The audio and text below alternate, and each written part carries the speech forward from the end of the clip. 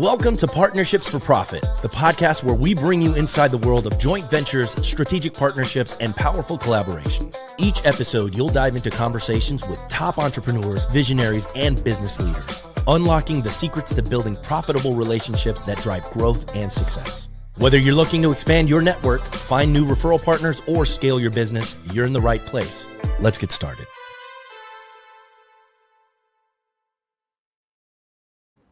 Welcome to Partnerships for Profit, presented by LeDuc Entertainment. Today we are joined by Kat Merritt, who is a marketing and sales consultant and a coach and growth advisor. Kat, welcome to the show. Thank you. I'm glad to be here. Can you start off by just telling us a little bit about yourself and about your business and the people that you help?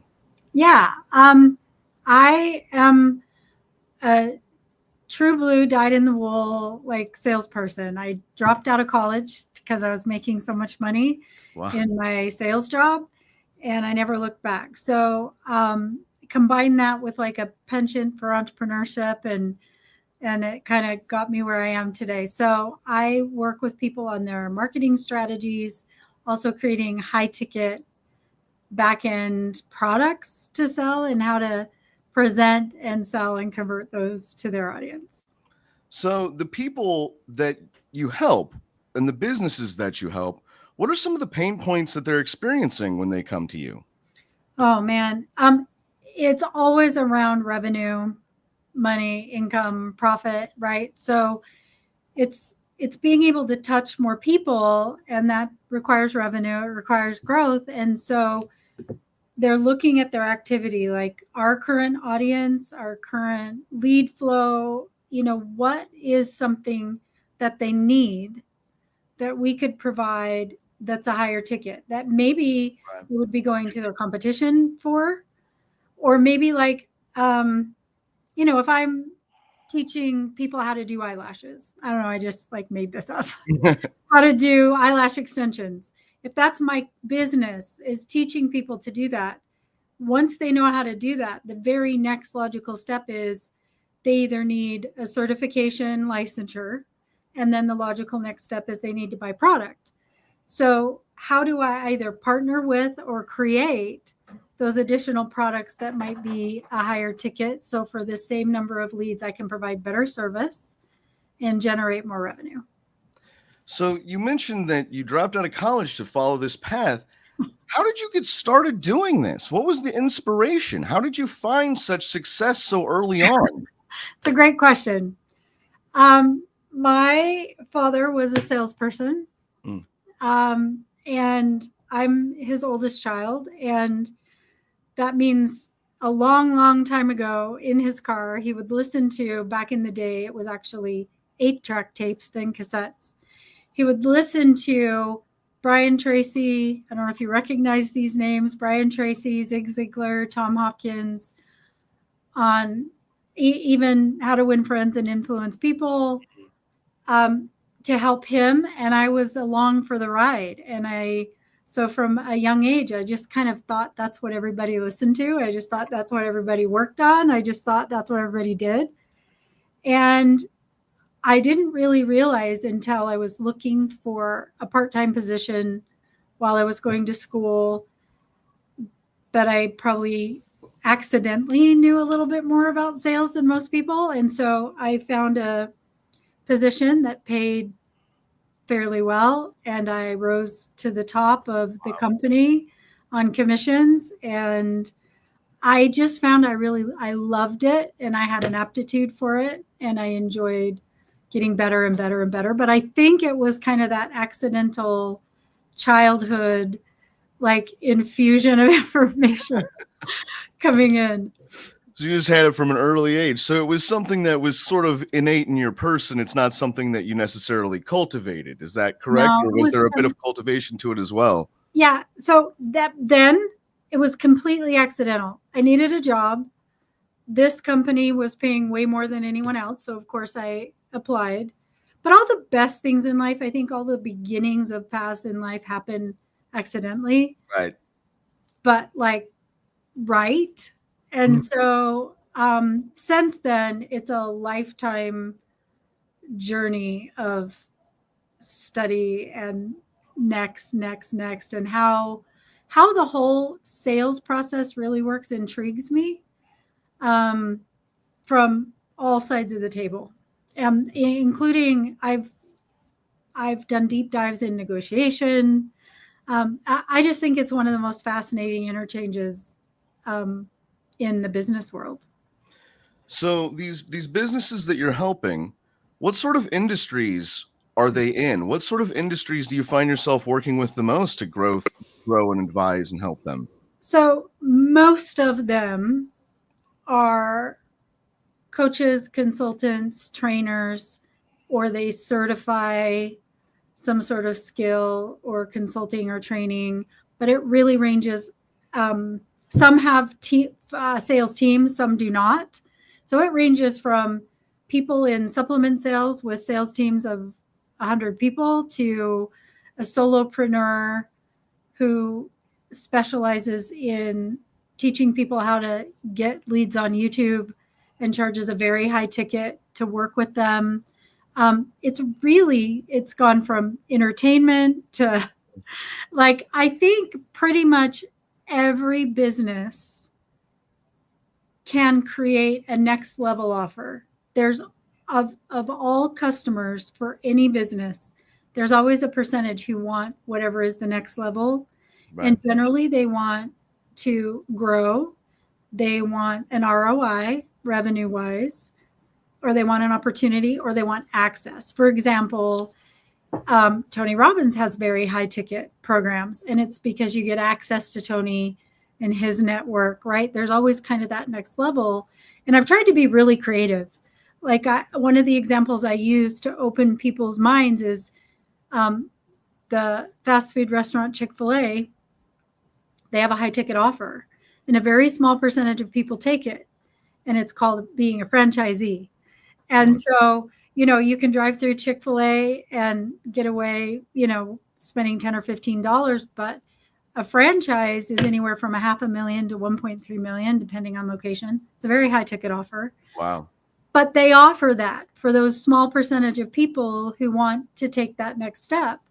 And so I think if you can kind of open your brain and go, okay, how could my business offer something like that? Not Chick-fil-A doesn't do it like out of greed or like, I just want as much money of yours as I can get, but it's a growth opportunity for both the company and the individual that participate. So it's really that sort of reciprocal back and forth there. That's that's really interesting. And this is something else I wanted to talk about is you work a little bit in the, or work, I guess not a little bit, but frequently in the tech and e-commerce space. Mm-hmm. Is that correct? And could you talk a little bit about that? Yeah. I ended up working in tech and e-com a little bit because in the tech side, because the way I have studied sales and the way influence really works, I've noticed in the tech world, they don't really communicate with people like that. It's a very, what I call it communication. It's like they all have a slide deck. You know what I'm talking about. Mm-hmm. Look at my deck. This is who we are. This is what we do. Here's how it works. Here's all the features. Do you like it? Do you think it's cool? Do you want to buy it? Right. Mm-hmm. And in my study of sales, that's not really what gets people to make a decision. That solution, that presentation works for someone who's problem aware, solution aware. They've already decided they need a solution like yours, and now they're making the decision. But what's happened in the tech industry is that sort of way of being is even how you talk to a very new customer. And people don't make decisions like that at every stage, right? I've just really looked at how influence works and how you can connect with people, because whether we want to believe it or not, people don't buy information. They buy relationships, they buy promise, they buy an impression of increase. And so I try to dig a little deeper and build relationship rather than just information. And then in the e-commerce space, I had an opportunity about 7 years ago to work with an e-com company.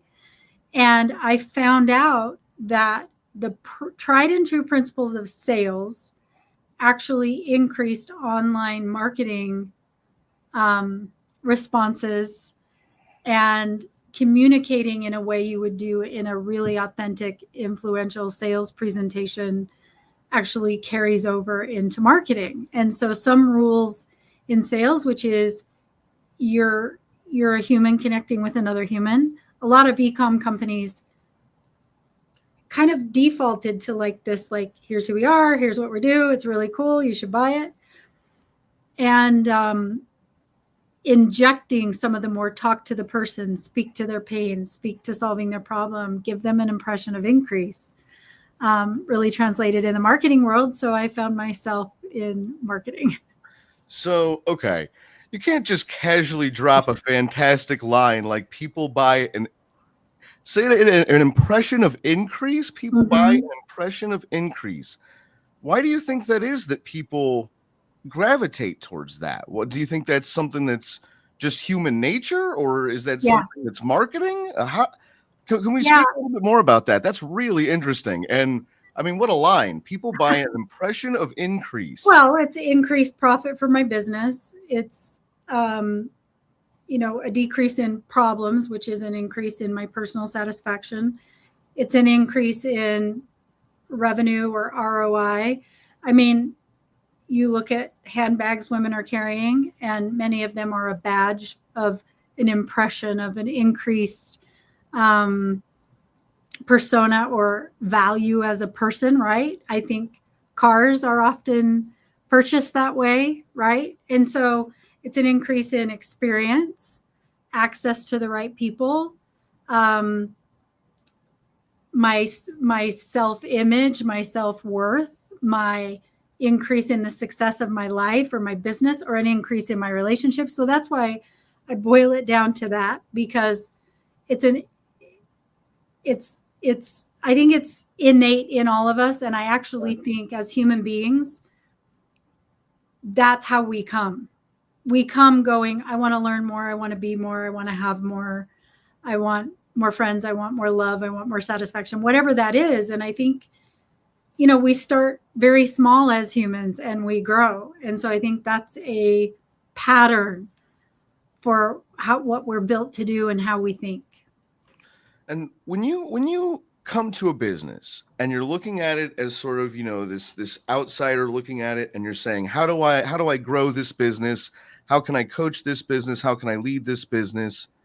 Do you find that is it a one size fits all approach, or is everything very custom tailored to the business that you're working with? What sort of strategies are you implementing?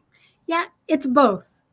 It's a one size fit all in the principles. Like there are a lot of tactics, but I really try to drop back to like, what are the foundational principles of psychology, value, order, and communication, right? So that's the same across the board. Doesn't matter if it's Chick-fil-A, eyelashes, or coaching, personal development. Those are always going to hold true. And the reason I start there is most companies are created by someone around a product or around a skill, right? And they become very attached to that baby. Right. And they love that baby and they want the world to know everything they know. And so I start at that level because the world doesn't really care everything you know. They don't really care how that came about. They don't care why it's important to you or the cool things you think it has. They care about themselves and the cool things they want for themselves, and if you can fill that gap or not. So on a principle level, it's like, who are you? What do you provide? Now, how do you get into your prospects' world? And what is their pain and their need that you're not meeting? And how do we have a discussion in that setting and get you out of why you think it's cool? Because there's a small percentage of people that are going to think like you, and a large percentage of people that are going to think differently. Some people buy a luxury vehicle because of the safety. Some buy it because of the prestige. Some buy it because that's how they identify as a human being. Some buy it because they like to go fast. But if every person selling that vehicle, they believed it was because people want to go fast and that's how they spoke to everyone, I just find that happens a lot. So across the board, that's the same. then it becomes very individual based on what they offer and what people's needs are. Well, have you seen, I guess this is this might seem like an odd question, but have you seen any changes over time in growth strategies? Maybe something that, was once a held true in the 90s is no longer applicable. Is that something? Have you seen any kind of trends in growth strategies and changes? And can you speak to that a little bit? Yeah. So from the 90s, you had a very select set of people that we all knew. We had celebrities and we had, kind of famous author, speaker, people that we kind of as a collective, we knew who they were. Right. And now, in terms of growth, what I'm finding is it's very much more difficult because of e-com, because of the internet, because of the way we communicate. We now know what's going on worldwide in a nanosecond.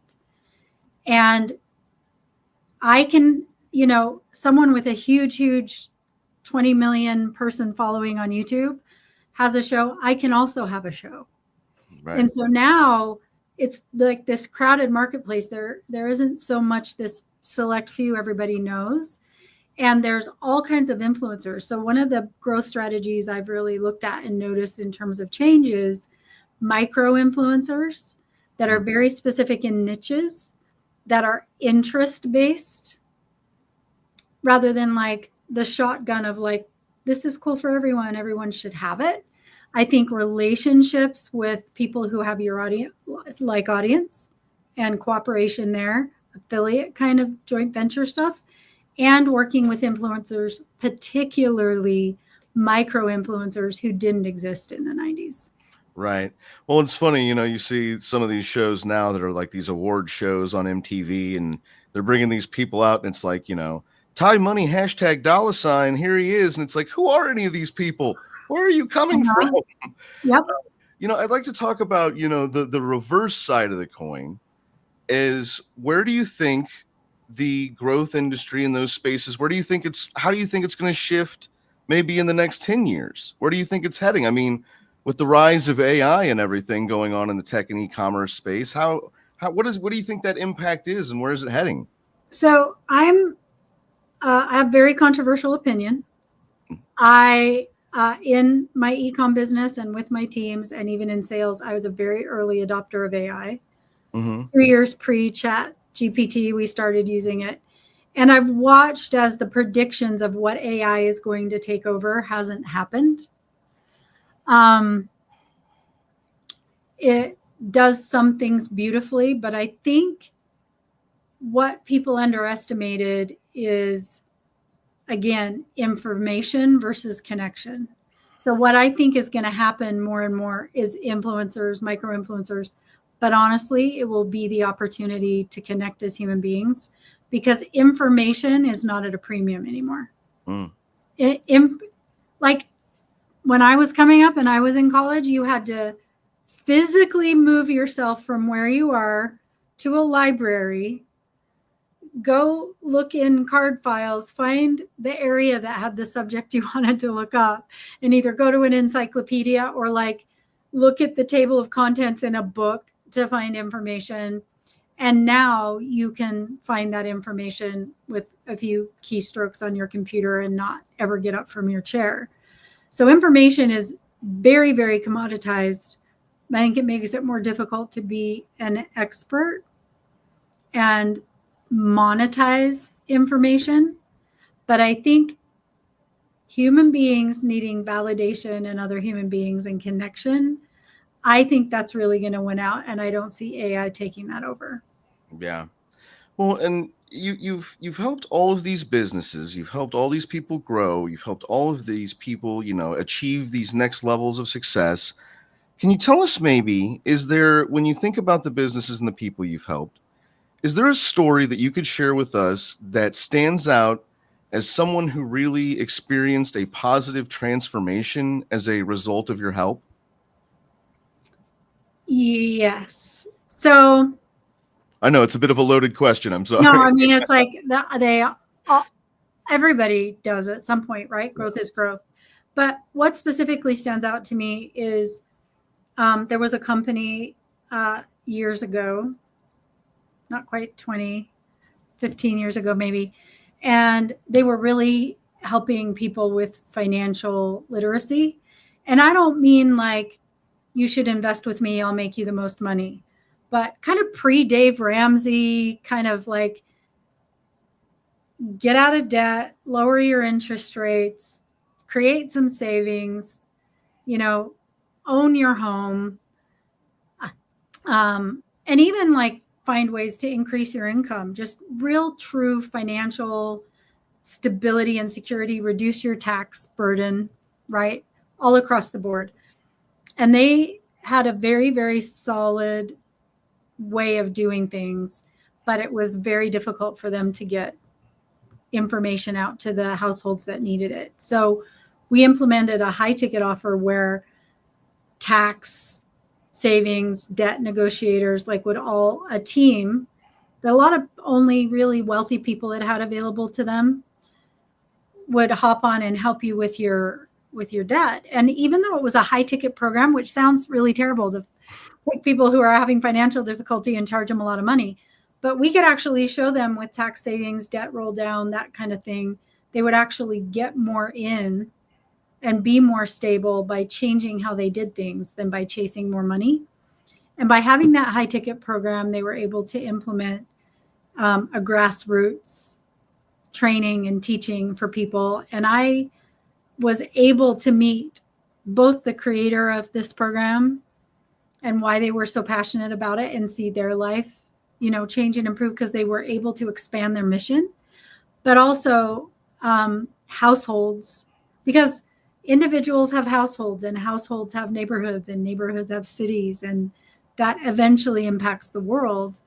And I really saw people they wanted one spouse to be able to be at home with the kids, and they were able to achieve that goal.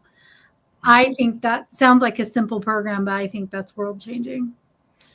Well, that's absolutely. I how could it not be, right? Conversely, if people say that there's a business, right? You've talked about somebody that you've really helped that experiences a positive, impact as a result of working with you. Mm-hmm. What happens if there's a business owner or an entrepreneur that should be working with someone like you, and they fail to make that move and they stagnate? What does that look like? I've seen it happen several times, and it's not like their life's ruined. What I observe is that people who like to build things. And so if that doesn't quite get the movement, I watch them kind of create the next thing or the next idea. And they really get stuck in have an idea, development mode, but not really ever able to bring it. And I don't even mean bring it to the masses, but bring it to the market niche that really needs them, and communicate with them in a way that attracts people to their information, their product, their item. Like, I've seen some really cool technology that I've been NDA'd for that doesn't make it to market, because you just kind of get stuck in like wanting to do it your way. And I think for a lot of people that's control, and sometimes it's almost an inability to have that growth or like lose control of what you're doing. Yeah. And that's, we have a lot of business owners and entrepreneurs that listen to the show. And to those that are out there listening, what would maybe be a good piece of advice or some good pieces of advice that you could share with them if they're really looking to take their business to the next level? Yep. So number one is the most important thing for growth and go to the next level is get out of your own way and realize you don't know everything and you can't control everything. For something to have a life of its own and grow, you have to have an ability to let go of part of it. Yeah. Secondly is your customer probably doesn't think how you think. I see a lot of founders who don't grow who think they are their target audience, and almost never is that the case. They filled kind of this niche, and so Number 2 would be, how do you flip and really get into your customer or your prospect's world? And what's the conversation they're having? I have a drop dead simple test I've always used. It's called the wake up in the morning test. If you drive past a gym in January, they're going to have all kinds of promotions, and it's going to be about getting fit, right? Get fit in the new year. This is how they speak. And I promise you, no human being has ever waken up in the morning with their life and in the conversation in their head said, you know what I really need is to get fit. That's what I'm looking for. It's not how it happens. I need to lose weight. My clothes don't fit. I need to be more attractive to the opposite sex. I want a better job. I have a high school reunion coming up. I don't want to look bad. I don't want to feel so tired anymore, right? Right. So how do you go from what it is, which is what everybody does, so that's what we're used to what's that conversation, the wake up in the morning, stupid test. What is it they're thinking, and how can you fill that need, and how can you have that conversation with them? And then the last thing is, most people aren't charging enough for what they do. And again, this isn't out of greed. People who pay attention. And the easiest customers to work with who make the most progress are always the ones who pay the highest dollar amount. It's just, it's how it works. I've never seen it not work like that. There's a level of belief and commitment that comes with that. So you're probably not charging enough, and you probably haven't given enough thought to a high-end something. Like, what's your franchise offering, right? What's your certification offering that has great value for the customer, but also brings greater revenue and growth to you? Well, Kat, this has been super interesting, super informative. Thank you so much for sitting down with us. To the entrepreneurs and business owners listening, how can they find you? If people want to work with you, how can they reach out and get a hold of you? So I actually I'm not bringing on any new clients. Oh, well, fair enough. Well, if they want, they can Facebook friend me. It's Kat Parker Merritt on Facebook, but that's about it. Right now, I'm really only networked with referrals. So I guess the answer is know someone who can refer you to me. Well, Kat, thank you so much. This has been absolutely fantastic. Thank you so much for coming on the show. You're very welcome, Adrian. Thank you. I loved your questions, and it was a blast. And thank you, everyone, for listening. This has been Partnerships for Profit. Thanks again, Kat. Thanks for joining us on this episode of Partnerships for Profit. We hope you've gained valuable insights on how to form profitable partnerships and take your business to the next level. Be sure to subscribe and leave us a review wherever you listen to podcasts so you never miss an episode. Got a partnership story to share or someone you'd like to see featured on the show? Reach out to us. Until next time, keep building those partnerships for profit.